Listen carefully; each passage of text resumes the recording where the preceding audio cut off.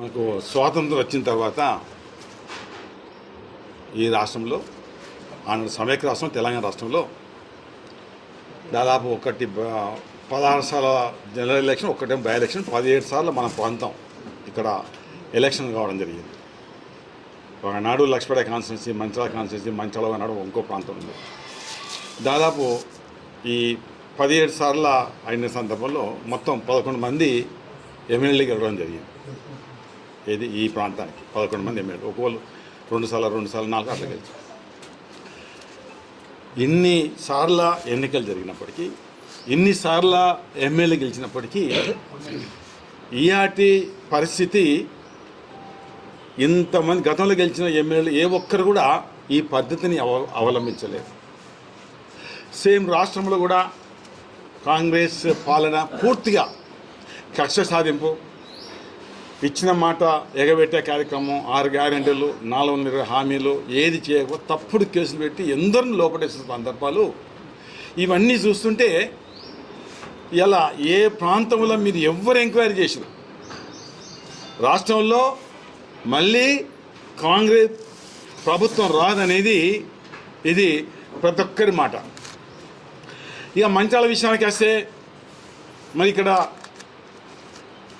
స్థానిక ఎమ్మెల్యే ఎన్నో అంటే దాడులు, తప్పుడు కేసులు, అధికారులతో కేసులు పెట్టించే కార్యక్రమం, భూములు కబ్జాలు చేసే కార్యక్రమం, వాళ్ళతో సెటిల్మెంట్ చేసే కార్యక్రమం, ఎన్నో అంటే ప్రతి ఒక్కరికి ఇబ్బంది కలిగే కార్యక్రమం మరి ఇక్కడ జరుగుతున్న సందర్భంలో ఇక ఇక్కడ వచ్చే ఎన్నికల్లో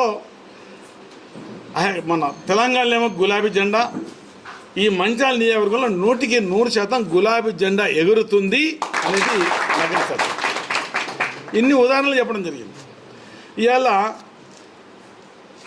మంచిర్యాల కమిషన్, అది కార్పొరేషన్ అసలు కార్పొరేషనే 100% కార్పొరేషన్ పెద్దగా డబ్బులు వస్తాయి, 100 కోట్లు వస్తాయి.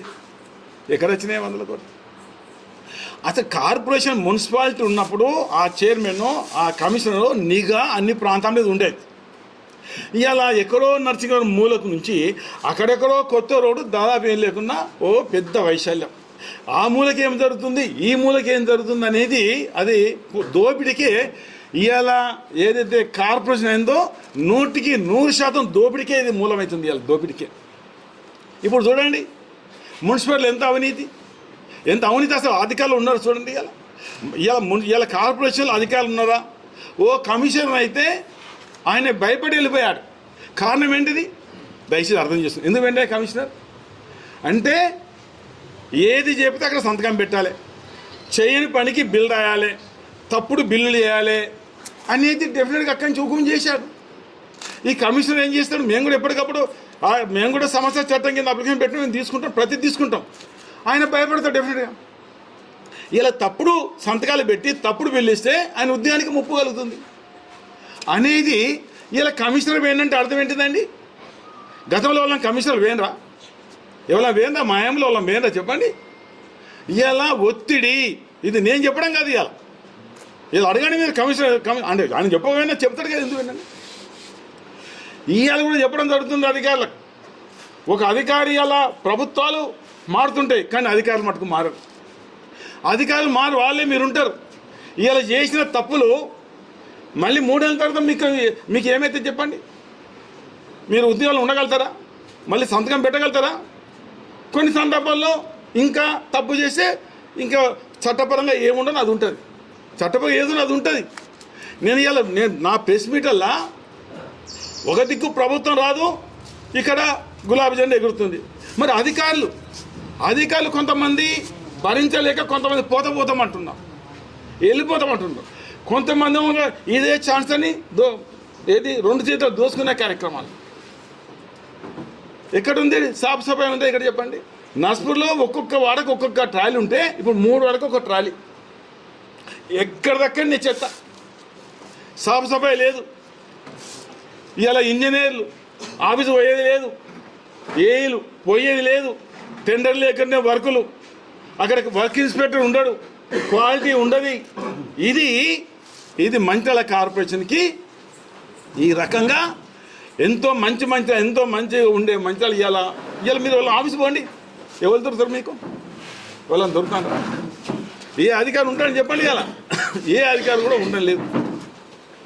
ఇవాళ కమిషనర్ బదిలీ, కమిషనర్ తనంతటానికి ఏంటంటే ఇక్కడ ఏ రకం జరుగుతుంది, తప్పుడు పద్ధతిలో డబ్బులు కోట్లాది రూపాయలు దండుకోవడానికే అక్కడ శ్మశాన వాటిక దానిలో తప్పుడు కోసం చెప్పారు. తప్పుడు సంతకాలు పెట్టి తప్పుడు బిల్లు చేయాలని చేస్తాడా? మేము కూడా ఉన్నాం కదా, మేము ఎవరి కోసం ఉన్నాం? ఇలా రేపు ప్రభుత్వం రాదు, వాళ్ళది ఇక్కడ ఎమ్మెల్యే మళ్ళీ రాడు. మేము ప్రతిపక్షంగా ప్రజలకు న్యాయం కోసం మేము ఉండవలసిన బాధ్యత మాపై ఉంటుంది. ఇలా మంచిర్యాల ఎట్లుండదండి? రైల్వే ఓవర్బ్రిడ్జ్ కింద బ్రహ్మాండంగా చూడముచ్చటగా జింకలు ఇంకలు పెట్టినాం. ఉన్నాయా? బైపాస్ రోడ్ బ్రహ్మాండంగా చేసి మంచి డివైడర్ కట్టినాం. అక్కడ చెట్లు పెడితే ఏం నష్టమవుతుందండి? అంటే చెట్లు పెడితే చూస్తే ఈ రోడ్ వాళ్ళు చేసి దివాకర్ చేసి పేరు రావద్దని చెట్లు కూడా పెట్టలేదు. ఇదా ఈ రకం కరెక్ట్ కాదండి. అలా ఇంకా అసలు మొత్తం పెట్టిన వరకు క్యాన్సర్. ఒక ఎమ్మెల్యేగా నా ఫండ్ 2,67,00,000 పెట్టిన అక్కడక్కడ సంఘాలకు కథా కార్యక్రమం పెడితే ఒక్కటి చేయనిచ్చలేదు. చేయనియాలి కదా. ఇప్పుడు నా పైసలు క్యాన్సిల్ కావు, ఎమ్మెల్యే ఫండ్ క్యాన్సిల్ కాదు. 2,67,50,000 కుల సంఘాలకు చిన్న అన్ని దాదాపు అన్ని మ్యాక్సిమం కుల సంఘాలకు వాళ్ళని అందరూ పెట్టాను. కొందరు మా ఆనాడు ఉన్న కాంట్రాక్టర్ పాపం బాధేస్తుంది. నాకు అగ్రిమెంట్ చేసుకున్నారు, మెటీరియల్ పోసారు, క్యాన్సల్. ఇది ఎక్కడదండి? మేము కూడా 4 సార్లు గెలిచినాం. గతంలో ఎవరు మేము క్యాన్సిల్ చేయలేదు. ఇలా అక్కడ అగ్రిమెంట్కి డబ్బులు పోయినాయి, కంకరకి డబ్బులు పోయినాయి, సిమెంట్ పెట్టుకున్నారు. ఇవన్నీ క్యాన్సిల్ చేసే కార్యక్రమం ఇన్ని రకాలు చేస్తుంటే ఎందరి నుంచి వ్యతిరేకత ఉంటుంది చెప్పండి. ఇలా రియల్ ఎస్టేట్లో నాకు తెలిసిన అక్కడ ఈ మంచిర్యాల కాన్స్టిట్యూన్సీలో ఒక 5,000 మంది ఉంటారు, చిన్న పెద్ద.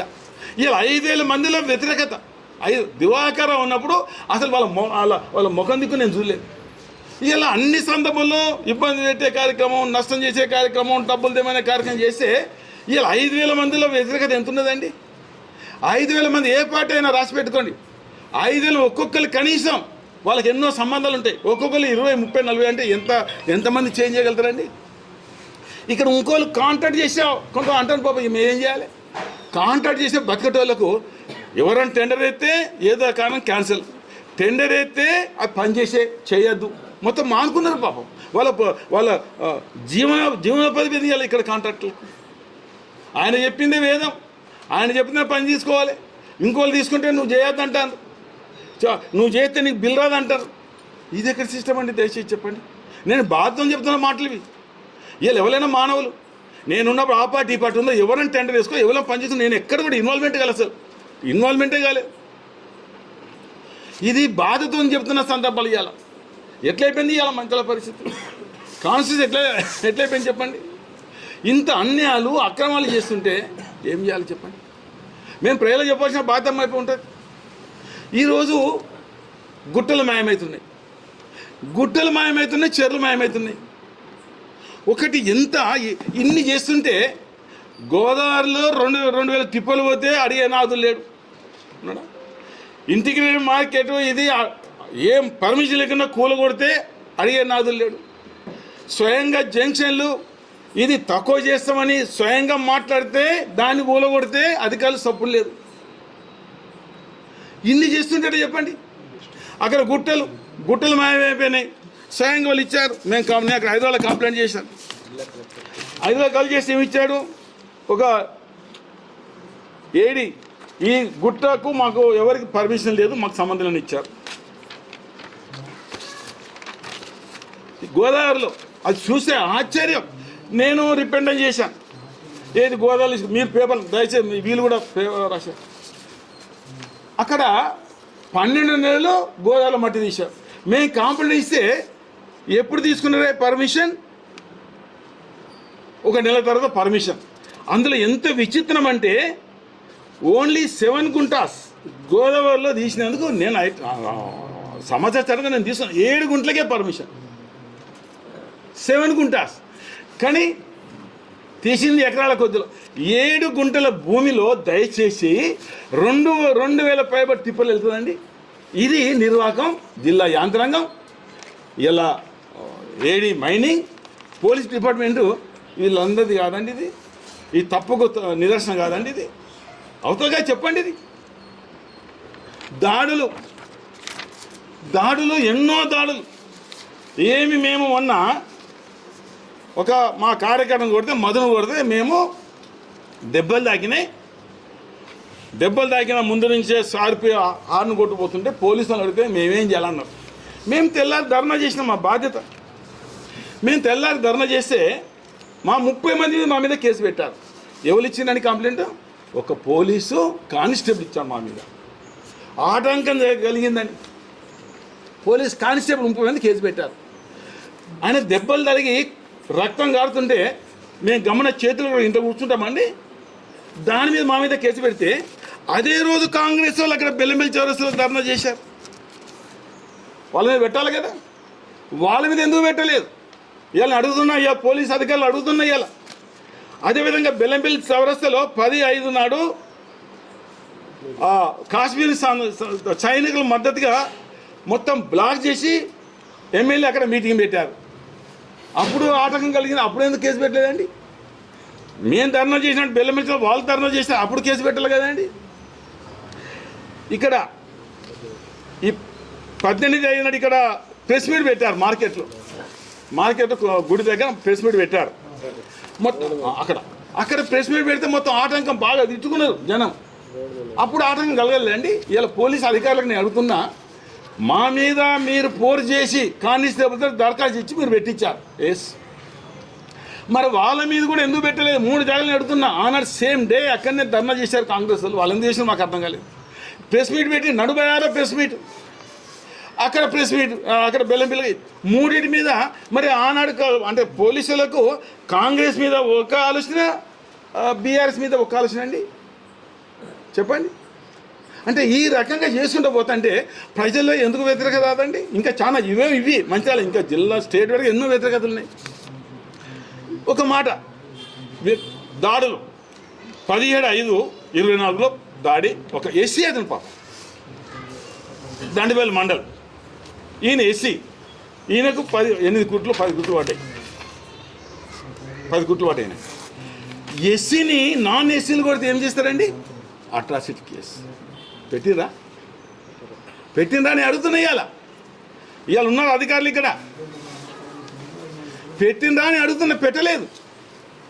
అంటే ఈ రకంగా చేసుకుంటూ పోతే నామరూపాలు లేకుండా రేపు ప్రభుత్వం పోతుంది. ఇక్కడ గులాబీ జెండా ఎగురుతుంది. మా వాళ్ళు తప్పులు చేయకున్నా వస్తే చెప్పుకుంటూ పోతుంటే మందపల్లి శ్రీనివాస్ ఏం తప్పు చేసిందండి? ఆయన మీద అటెంప్ట్ మర్డర్.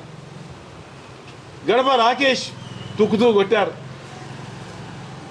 ఏం పెట్టిందండి? వాళ్ళకేమి ఏం కాలేదు. మున్సిపల్ కమిషనర్ సత్యనారాయణ మీద కంప్లైంట్, తప్పుడు కంప్లైంట్. ఆయన 4 రోజులు ఎక్కడెక్కడో బెయిల్ కోసం తిరిగాడు. అంక నరేష్ ఏం తప్పు లేకుండా ఆయన మీద కేసు.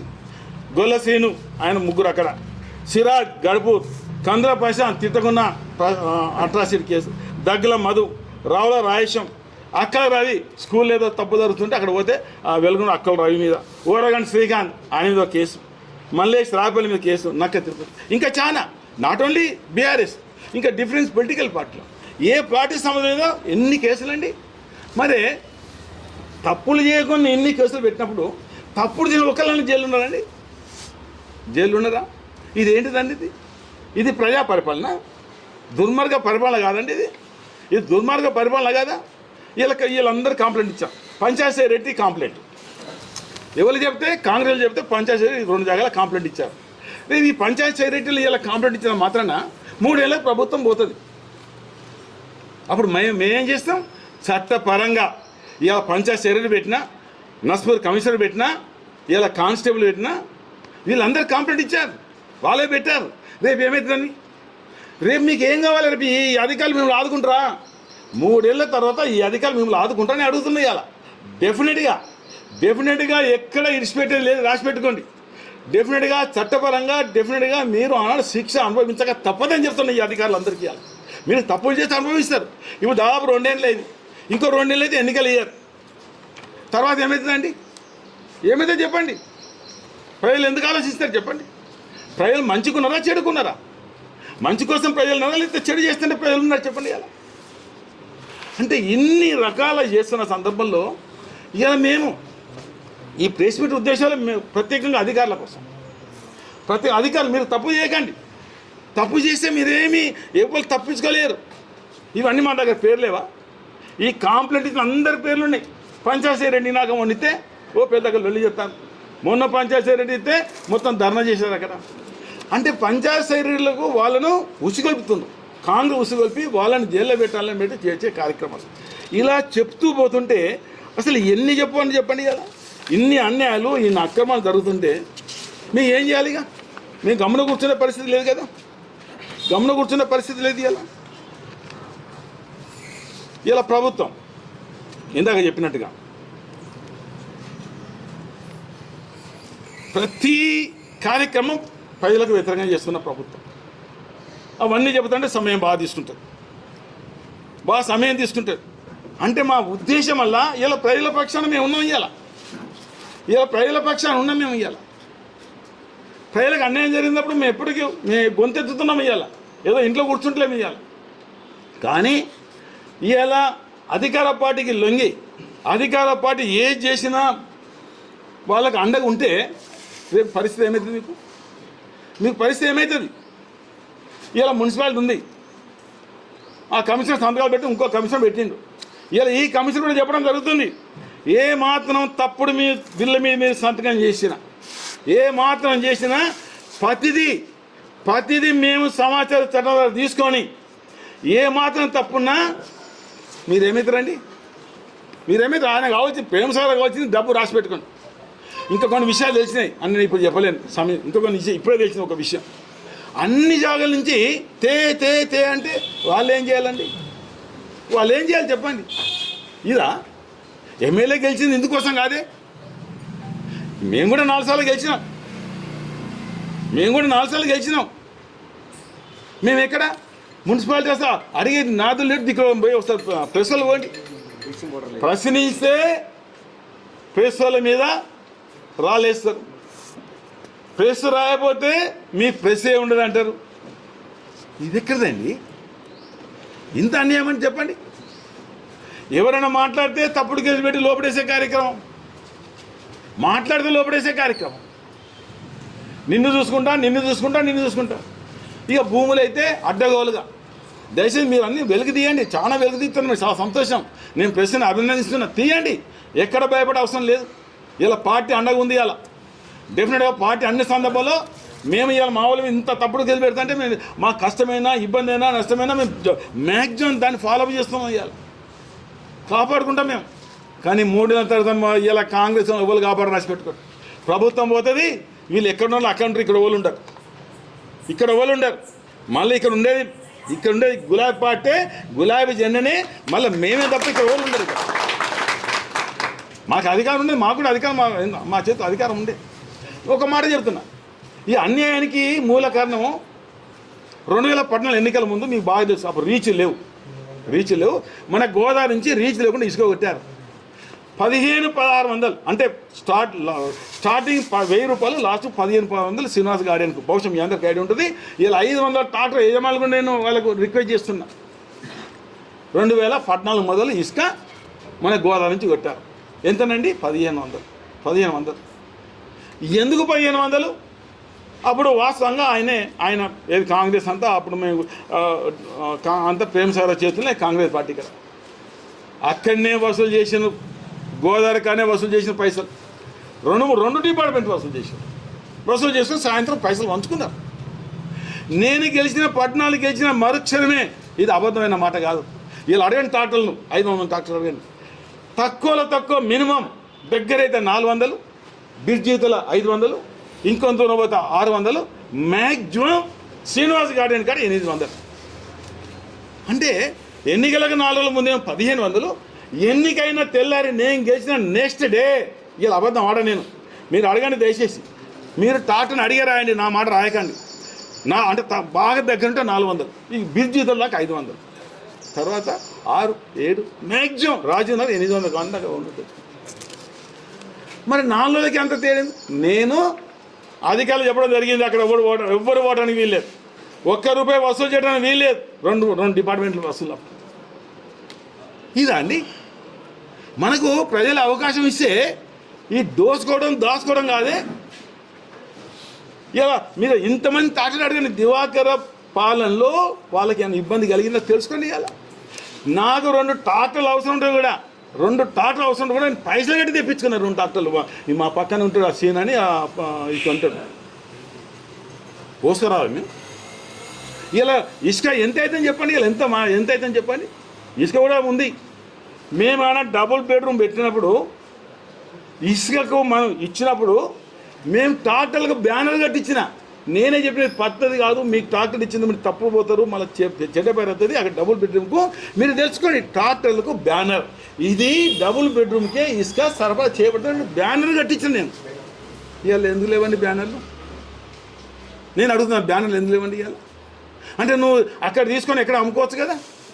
ఇది ఏంటిది అసలు? ఒక మాట రాజకీయ నాయకులు చెబితే అధికారులు జిల్లా యాంత్రాంగం ఏం చేస్తుంది? దయచేసి జిల్లా యాంత్రాంగం పని కాదా ఇది?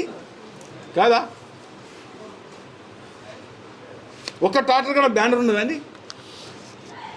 అక్కడ ఫ్రీ కదా, రాయల్టీ ఫ్రీయే కదా, దానికి కిరాయి ఇస్తాను. రాయల్టీ మరి వాళ్ళు అమ్ముకుంటే రాయల్టీ వాళ్ళకి వస్తుంది కదా, అమ్ముకోరా? ఇది ఎందుకు అంటే ఏదో రాజా ఆయన చెప్తే కథ వీళ్ళు ఫాలో చేస్తాను అంతే. నేను మొన్న కూడా మా వాళ్ళు డిమాండ్ చేసాను, రిప్రజెంటేషన్ ఇచ్చారు అక్కడ కలెక్టర్ గారు. వాళ్ళు ఇప్పుడు వేచి ఉందో లేదో తెలియదు. ఎందుకు పెట్టడం లేదు? అవినీతికి అజ్యం పోతున్నారు జిల్లా యాంత్రాంగం అని చెప్పండి. ఇది న్యాయం అండి? ఏమన్నారు? ఒకసారి ఉక్కు పాదం అన్నారు ముఖ్యమంత్రి గారు. ఇసుక ఇట్ట దంద చేసే ఉక్కు పాదం.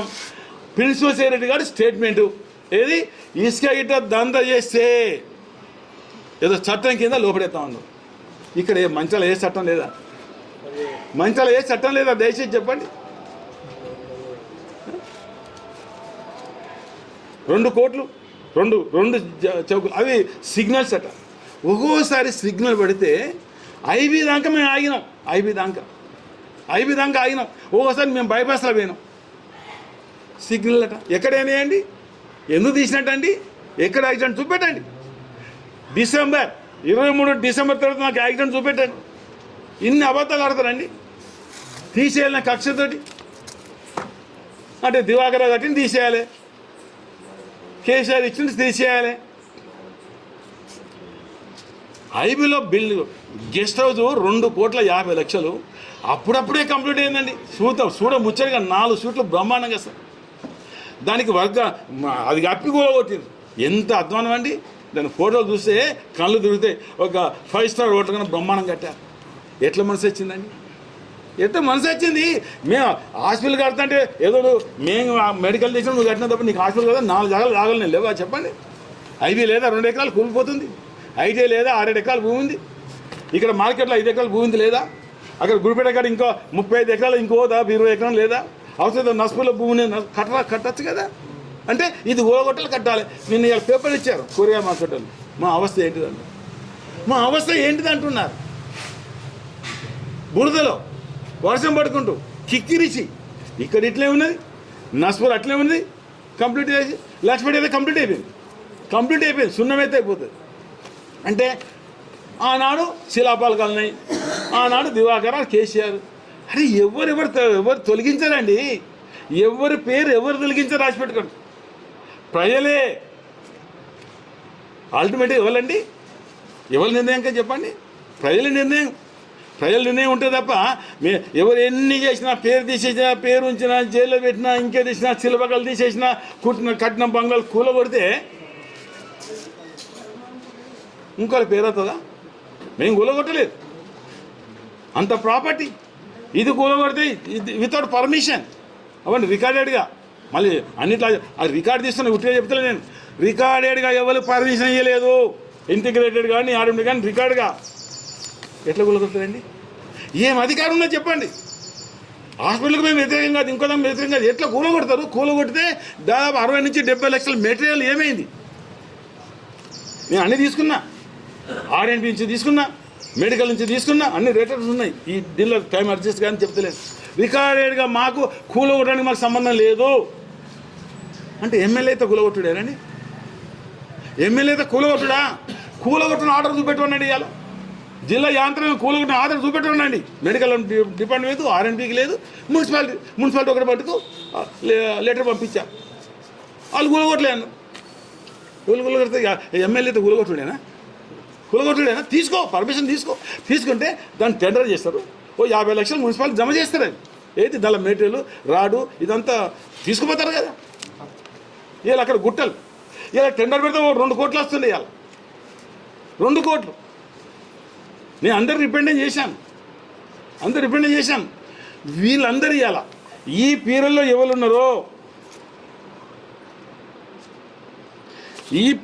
ఎవరున్నారో ఇవన్నీ మేము మొత్తం డైరీ మంచి కంప్లీట్ మెయింటైన్ చేస్తున్నాం. ఏ అధికారి ఇవన్నీ అన్నీ రాస్తున్నాం. ఎక్కడ ఎన్ని కేసులు కూడా నాకు ఉన్నాయి. ఇప్పటికే దాదాపు 60 సిలుకు అంటే నాట్ బీఆర్ఎస్ అన్ని పార్టీలు మొత్తం రాసి పెడుతున్నాం.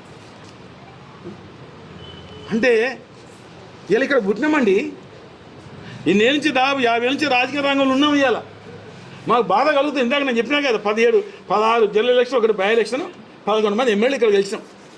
మరి ఎవరి పని చేయలేదు కదా, ఎవరి పనికి సాహసించలేదు కదా. అంటే నువ్వు ఒక్కనే వెరైటీయా? అధికారులు కొంతమంది పోతామంటే నువ్వు ఈయనే ఉండాలి, నీకు ఎక్కడ పోస్టింగ్ రాదు. ఈ భయానికి పోతామంటే తప్పు చేసి పోతే కూడా మళ్ళీ వాళ్ళు వెనక పడతాం. నువ్వు తప్పు చేయకుండా పోతా అంటే నువ్వు ఇక్కడ తప్పు చేసినావు, రేపు భవిష్యత్తు అవుతుంటే డెఫినెట్గా నువ్వు 1 తప్పు చేసినా 2 తప్పులు చేసినా నెలలో ఇక తప్పు చేస్తే డెఫినెట్గా మరొకసారి చెప్తున్న అధికారులకు, ఏదో మేము వేరే భాష వాడం, మంచి భాషను వాడుతున్నాం.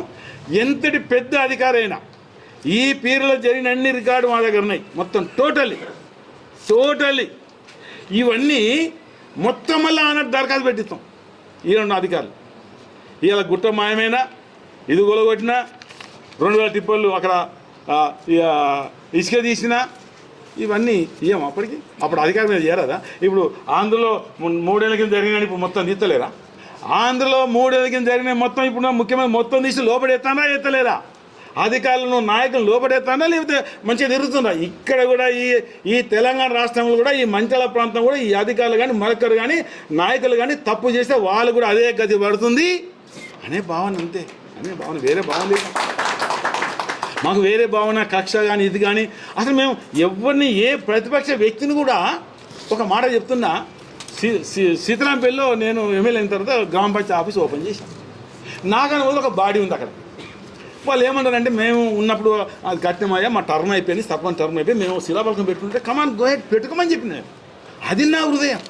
చూసిరండి, సీతారాంపల్లిలో గ్రామ పంచాయతీ ఆఫీసు నేను ఎమ్మెల్యే అయినప్పుడు ఓపెన్ అయినప్పుడు వాళ్ళ టర్మ్ అయిపోయింది. అయిపోతే ఏంటంటే మా సర్పంచ్ అందరూ పెట్టుకుంటే కమాన్ మీరు పెట్టుకోండి అయ్యా, వాళ్ళ పీరియడ్లో మొదలుపెట్టారు, తప్పేం లేదు కదా. ఇంకొకటి ఇక్కడ మంచాల గుడిలో మేము ఫౌండేషన్ చేసినాం, అది కంప్లీట్ చేసినాం. దాన్ని కొంతమంది అప్పుడు కమిటీ వాళ్ళు దానికి డబ్బులు కలెక్ట్ చేశారు. నేను వాళ్ళ పిలిచి చెప్పిన, మీ పేర్లను పెట్టి మేము ఇంత డబ్బు చేసినా అక్కడ పెట్టమని చెప్పినా. నేను అక్కడ ఏది మనం అది ఓపెన్ చేసిన ఐకేరెడ్డి గారితో నాకన్నా పోతే ఇంకో కమిటీ దాన్ని మొదలుపెట్టారు. కొంత డబ్బు ఇచ్చారు, అందరి పేర్లు పెట్టి ఒక బ్యానర్ కట్టుకోమని చెప్పిన. నేను లేదు, నేను ఎమ్మెల్యే, ఇంకోళ్ళు పెట్టలేదు, మీ పేరేద్దు, మీ శిలాఫలకం ఉండద్దంటే ఇది ఎక్కడనే ఇవ్వండి. ఫౌండేషన్ ఒక్కడ అయింది, ఫౌండేషన్ శిలాఫలకంలో ఒక పేర్లు ఉన్నాయి, అవి తీసి ఒక ఫౌండేషన్లో ఇనాగ్రేషన్ శిలాఫలకం పెట్టిన ఒక జాగాల తప్పు కదా. అది పెడితే ఫలానా బీఆర్ఎస్లో పేరు ఉంది. ఇంత కక్కుర్తి ఎందుకండి? ఇంత కక్కుర్తి అవసరమా? దయచేసి ఒక స్కూల్ ఓపెన్ అయింది సపోజ్, అక్కడ ఫౌండేషన్లో లోకల్ బాడీ ఉంటుంది కదా, ఫౌండేషన్ తర్వాత ఇనాగ్రేషన్ అది పెడితే తప్పేం లేదు, 100% పెట్టవలసింది. మేము ఫౌండేషన్ అయిపోతే అడిగే అధికారం లేదు. మాకు లేదు. మొన్ననే రిప్రజెంట్ చేశాను. హాస్పిటల్ మేము ఫౌండేషన్ ఆదేశాలు వేయించాము, ఫౌండేషన్ బంగ్లాకేయరు వేస్తాము, కంప్లీట్ అయినాక దాన్ని పొందపరుస్తారు. ఓపెనింగ్ డెఫినెట్గా వాళ్ళు ప్రభుత్వం వచ్చింది, మంత్రులు ఏంటి, ఎమ్మెల్యే డెఫినెట్గా వాళ్ళే ఉంటుంది శిలాఫలకం ఓపెనింగ్. కానీ ఫౌండేషన్ శిలాఫలకం ఉండదండి. అసలే మేము మా పీరియడ్ అయ్యి మేము దానికి ఫౌండేషన్ అయిపోతే మాకు అధికారం లేదు. కానీ ఆ డేట్ ప్రకారం మేము చెప్పుకుంటాం ఫలానప్పుడు సాంక్షన్ చెప్పుకుంటాం తప్ప మేము వేయని దానికి మా శిలాపలకం ఏమంటాం మాకు అంత అవసరమా శిలాపలకం వందల శిలాపలకాలు ఉంటాయి ఇంత కక్కుర్తి అవసరం లేదు ఇప్పుడు నేను చెప్పినా 2 ఉదాహరణలు చెప్పినాను వాళ్ళకైతే కుద్దు చెప్పిన టెంపుల్లో అక్కడైతే శిలాపలకం చూడండి సీతారాంపల్లిలో గ్రామ పంచాయతీ వస్తుంది చూసిరండి ఇక్కడ ఉంటే వాళ్ళు ఫోటో పెడతారు అంటే ఈ విధంగా మరి ఇంత జరుగుతున్న సందర్భంలో మీరు దయచేసి ఫెస్టివల్ అనేది చాలా మీరు బయటికి తీస్తుంది అందరు ఎవరు మాట్లాడితే వాళ్ళ మీద అంత భయప్రాంతం అంత భయప్రాంతం ఇది సరైన పద్ధతి కాదు తప్పుడు ఇలా అధికారులు కూడా చెప్పడం జరుగుతుంది మరొకసారి మీరు తప్పులు చేస్తే మ్యాక్సిమం 3 years ఆ చట్టపరంగానే మేమేదో అదిరించి బెదిరించి మేము చేసే సమస్యలు ఈ మంచాలు కూడా అదిరించి బెదిరించి ఏం చేయము రాసిపెట్టు డెఫినెట్గా చట్టపరంగా వీళ్ళ సంతకం పెట్టుకునే అవకాశం లేకుండా చేస్తున్నాం రాసిపెట్టు మళ్ళీ అధికారిగా సంతకం పెట్టుకునే అవకాశం ఉండదు ఒకవేళ రిటైర్ అయిన వాళ్ళు చూస్తారు కదా ఇప్పుడు అయితే రిటైర్ అయిన వాళ్ళ పెన్షన్ రాకుండా కూడా ఈ దివాకర్ రావు 100% చేస్తామని చెప్తున్నారు దివాకర్ రావు రేపు మా విజిత్ అయినా ఇదే పని చేస్తున్నాం